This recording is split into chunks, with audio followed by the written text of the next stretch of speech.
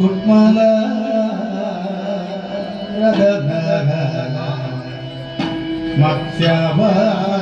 ಮತ್ಸ್ಯಾವತಾರದಿಂದ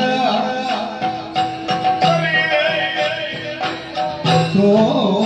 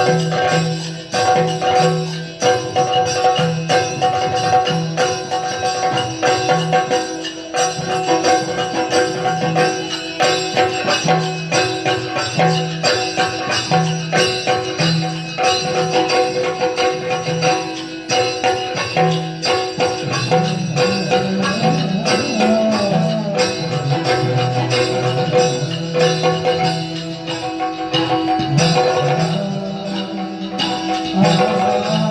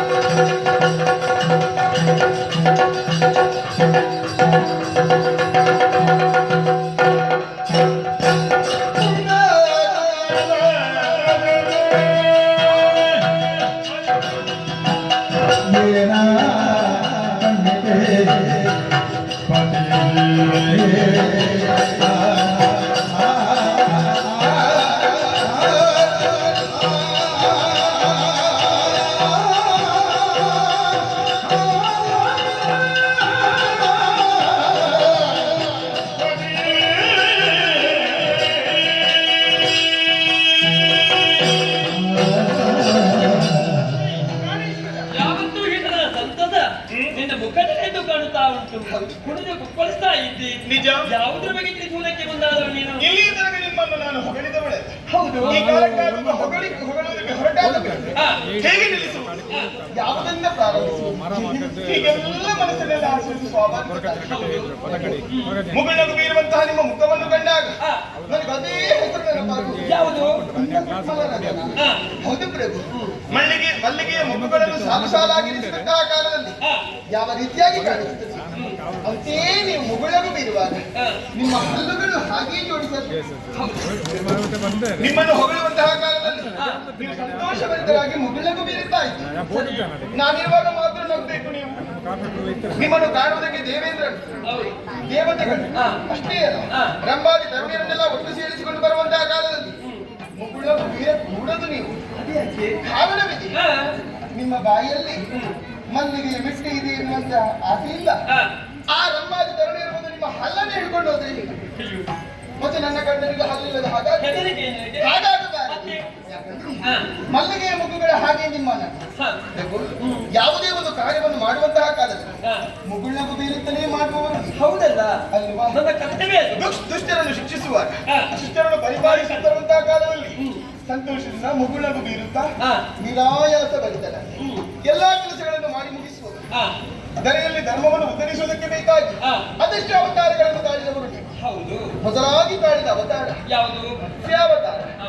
ದೃಢನಾದಂತಹ ತಮಾಸುರ ವೇದವನ್ನು ಕತ್ತೊಯ್ದು ನೀರಿನ ತಳಭಾಗದಲ್ಲಿ ನಿಲ್ಲಿಸಿದಂತಹ ಕಾಲ ವೇದವನ್ನು ಉದ್ಧರಿಸುವುದಕ್ಕೆ ಬೇಕಾಗಿ ಮತ್ಸ್ಯಾವತಾರವನ್ನು ಕಾಣುವುದರ ಮೂಲಕವಾಗಿ ವೇದೋತ್ತರಣವನ್ನು ಮಾಡಿದವರು ನೀವು. ನಿಜ.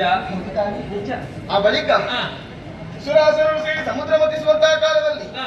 ಮಂದರ ಪರ್ವತ ಇನ್ನೇನು ನೀರಿನಲ್ಲಿ ಮುಳುಗುತ್ತದೆ ಎನ್ನುವಂತಹ ಕಾಲದಲ್ಲಿ ಹಾ. ಕೂರ್ಮಾವತಾರವನ್ನು ತಾಳುವುದರ ಮೂಲಕವಾಗಿ ಹಾ. ಆ ಮಂದರಾತ್ರಿಯನ್ನೇ ಎತ್ತಿ ಹಿಡಿದವರು. ನಿಜ. ಹೌದಾ ಗೊತ್ತಾ? ಹೌದು. ಅಷ್ಟೇ ಅಲ್ಲ, ಆ ಬಳಿಕ ಹಿರಣ್ಯಾಕ್ಷನು ಮದದಿಂದ ಮೆರೆಯುವಂತಹ ಕಾಲ, ಹಾ. ಭೂದೇವಿಯನ್ನು ಪೀಡಿಸುವುದಕ್ಕೆ ಮುಂದಾದಂತಹ ಸಂದರ್ಭದಲ್ಲಿ ಹಾ. ದರೆಯನ್ನು ಉದ್ಧರಿಸುವುದಕ್ಕೆ ಬೇಕಾಗಿ ಹ್ಮ್. ಶ್ವೇತವರಾಹನ ರೂಪವನ್ನು ತಾಳಿ ಹ್ಮ್. ಹಿರಣ್ಯಾಕ್ಷನನ್ನು ಕೊಂದು ಕೆಳಗಿರಿ. ಹಾ. ಆ ಬಳಿಕ ಕಾಣಿಸಿಕೊಂಡಂತಹ ಅವತಾರ ಹ್ಮ್. ನೃಸಿಂಹ ಅವತಾರ. ಹೌದು. ಮದಾಂಧನಾದಂತಹ ಹ್ಮ್. ಹಿರಣ್ಯಕಶ್ಯಪು ಹಾ. ಅವನನ್ನು ಕೊಲ್ಲುವುದಕ್ಕೆ ಬೇಕಾಗಿ ನೃಸಿಂಹಾವತಾರವನ್ನು ತಾಳಿದವರು ನೀವು. ಹ್ಮ್. ಆ ಬಳಿಕ ಬಲಿಯನ್ನು ಪಾತಾಳಕ್ಕೆ ತಳ್ಳುವುದಕ್ಕೆ ಬೇಕಾಗಿ ಹ್ಮ್. ಒಟ್ಟು ಬ್ರಾಹ್ಮಣನ ರೂಪವನ್ನು ತಾಳಿದ್ದೀರಿ. ನಿಜ. ಪ್ರಭು, ನಿಮ್ಮನ್ನು ನಂಬುವಂತಹ ಭಕ್ತ ಜನರು ಇದನ್ನು ಹಾ. ನಿಮ್ಮ ಲೀಲೆ ಎನ್ನುವ ಹಾಗೆ ಕೊಂಡಾಡಿದರು. ಹ್ಮ್. ವೈಜ್ಞಾನಿಕವಾಗಿ ಇದನ್ನು ವಿವರಿಸುವುದಕ್ಕೆ ಸಾಧ್ಯವಾಗಿದೆ. ಹಾ. ಮೊದಲು ಜಲವೇ ತುಂಬಿದಂತಹ ಕಾಲದಲ್ಲಿ ಹಾ. ಕಾಣಿಸಿಕೊಂಡಂತಹ ಅವತಾರ ಹ್ಮ್.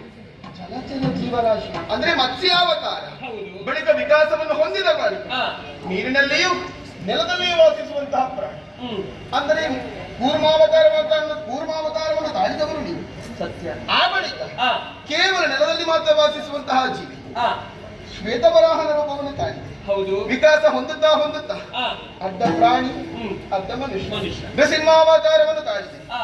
ಬಳಿಕ ಪರಿಪೂರ್ಣ ಮಾನವ ವಿಕಾಸ ಹೇಗಾಗುತ್ತದೆ ಎನ್ನುವುದನ್ನು ಲೋಕಕ್ಕೆ ತೋರಿಸುವುದಕ್ಕೆ ಬೇಕಾಗಿ ಹ್ಮ್. ಒಟ್ಟು ಬ್ರಾಹ್ಮಣನ ರೂಪವನ್ನು ತಾಳಿದವರಲ್ಲೇ ನೀವು. ಹ್ಮ್. ಹೀಗಿರುವಾಗ ನಿಮ್ಮಂತಹ ಗಂಡನನ್ನು ಪಡೆದಂತಹ ನಾನು ಧನ್ಯಳಲ್ಲದೆ ಮತ್ತೇನು. ಲಕ್ಷ್ಮಿ, ಆಗಂದ ಕೇಳ್ತಾ ಇದ್ದೇನೆ. ಯಾವತ್ತೂ ಹೊಗಳದಂತ ನೀನು ಹಾ. ಇವತ್ತು ಈ ರೀತಿಯಾಗಿ ಗಂಡನ್ನು ಹೊಗಳ್ತಾ ಇದೆಯಲ್ಲ. ಲೋಕದ ರೂಢಿ ಇಷ್ಟೇ. ಏನು? ಗಂಡ ಹೆಂಡತಿಯನ್ನು ಹೊಗಳುದು, ಹೆಂಡತಿ ಗಂಡನನ್ನು ಹೆಂಡತಿ ಗಂಡನನ್ನು ಹೊಗಳುದು. ಅದು ಯಾರ ಹೆಂಡತಿ ಯಾರ ಗಂಡ ಅಂತ ಉಂಟು. ಹೌದು. ಯಾರ್ಯಾರ ಹೆಂಡತಿಯನ್ನು ಯಾರ್ಯಾರ ಗಂಡನನ್ನು ಲೋಕಪತಿಯಾದಂತಹ ನನ್ನನ್ನು ಹಾ. ಹೊಗಳ್ತಾ ಇದೆಯಲ್ಲ. ಹ್ಮ್. ಅದು ಈ ವೈಕುಂಠದ ಬಗ್ಗೆ ನೋಡುದು ನಾನು. ಏನಾಯ್ತು? ನೀನಿಷ್ಟು ಹೊಗಳ್ತಾ ಇರುವಾಗ ಹ್ಮ್. ಈ ಹೊಗಳಿಗೆ ಕೇಳುವಾಗ ಹಾ. ಯಾರಿಗಾದ್ರೂ ಮತ್ಸರಾಗುವುದಕ್ಕೆ ನಾನು ನನ್ನ ಗಂಡನನ್ನು ಹೊಗಳಿದ್ರೆ ಯಾರಿಗೆ ಮತ್ಸರಾಗ್ತದೆ? ಆಗುವುದಕ್ಕೆ ಉಂಟಾ ಅಂತ ಪ್ರಶ್ನೆ. ಹೌದು. ಅಷ್ಟೇ ಅಲ್ಲ, ಹಾ. ನಾವು ಮಾತಾಡ್ತಾ ಇದ್ದಾಗೆ ಕರಡಿರುವಂತಹ ಸುದರ್ಶನ ಹಾ. ಜಾರ್ತಾ ಇದ್ದಾರಲ್ಲ ಇದೇ ಯಾಕೆ? ಸರಸರ